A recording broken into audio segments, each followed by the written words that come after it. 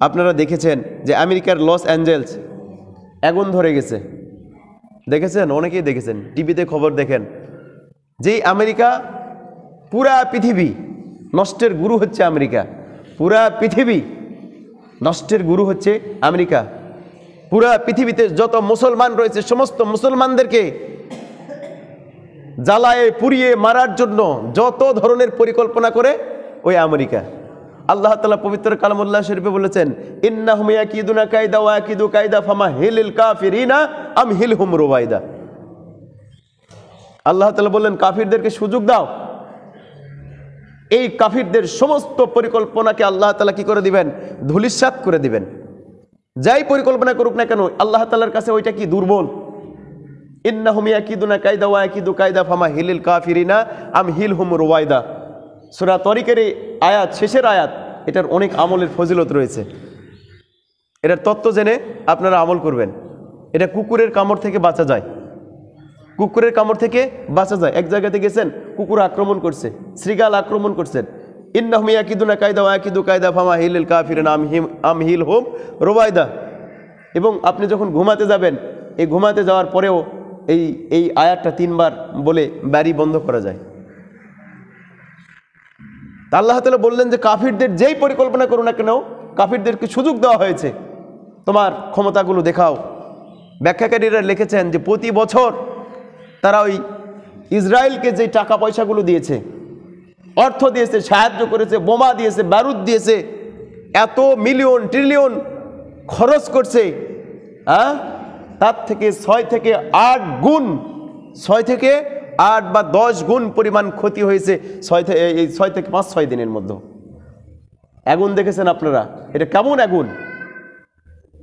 অগ্নেয়গিরির অগ্নুৎপাত যারা পড়েছেন সামাজিক বিজ্ঞান, সেই বইগুলোতে লেখা আছে, ভূগোল বইগুলোতে লেখা আছে, অগ্নেয়গিরির অগ্নুৎপাত মানে কি? লাভা বের হয়। যেমনিভাবে বাংলাদেশের কোনো জায়গাতে দেখবেন যে গ্যাস বের হয়, ওই গ্যাসটা ধরে রান্না করি আমরা। গ্যাস একটা খনিজ সম্পদ। আগুন বের হয়, আগুন।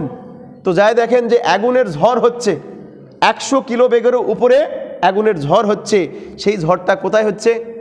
যেমনিভাবে ইতালির রোম, ইতালির একটা রাজ্য ছিল, যেই রাজ্যের মানুষেরা সবচেয়ে খারাপ কাজ করত, মূর্তি পূজা করত, শিরিক করত, নগ্ন উলঙ্গ অবস্থায় চলাফেরা করত। আল্লাহ তাআলা এমনভাবে গজব দিয়েছেন, পাথর বানিয়ে ফেলে দিয়েছেন। কি করেছেন? পাথর বানিয়ে ফেলে দিয়েছেন।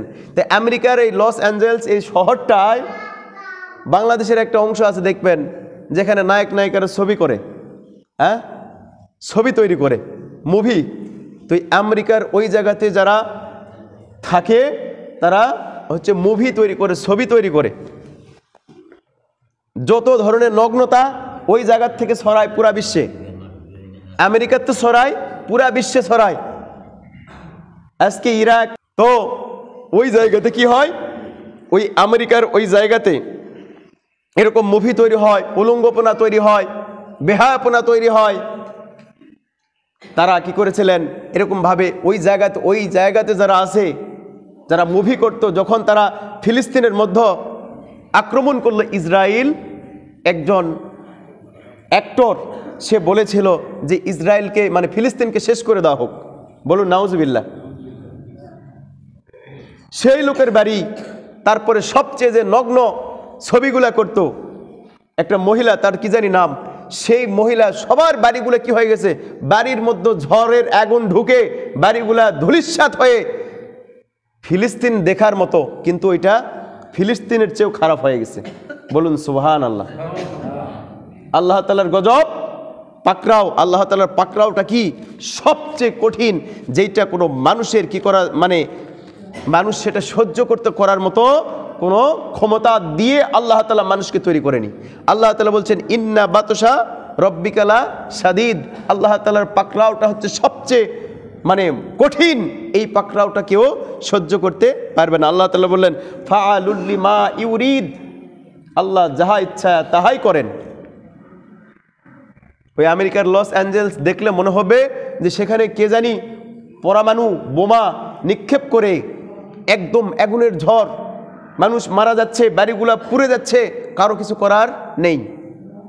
যেই যেই লোক বলেছিল যে ফিলিস্তিনকে ধ্বংস করে দেওয়া হোক, তার বাড়িটাও পুড়ে গেছে, সে রাস্তায় বসে বের হয়ে গেছে। যেমনিভাবে আমরা রিলিফের খাবার নেই, এই খাবারগুলো নেওয়ার জন্য। আল্লাহ পারেন না ভাই? আল্লাহ পারেন না? আল্লাহ দেখাচ্ছেন। এই জন্য আল্লাহ তাআলা বললেন ইন্না বাতশা রব্বিকা লাশাদীদ, আল্লাহ তাআলার পাকড়াওটা হচ্ছে কঠিন। এই জন্য আল্লাহ তাআলা কি করতে হবে? এই আযাবের ভয় করতে হবে।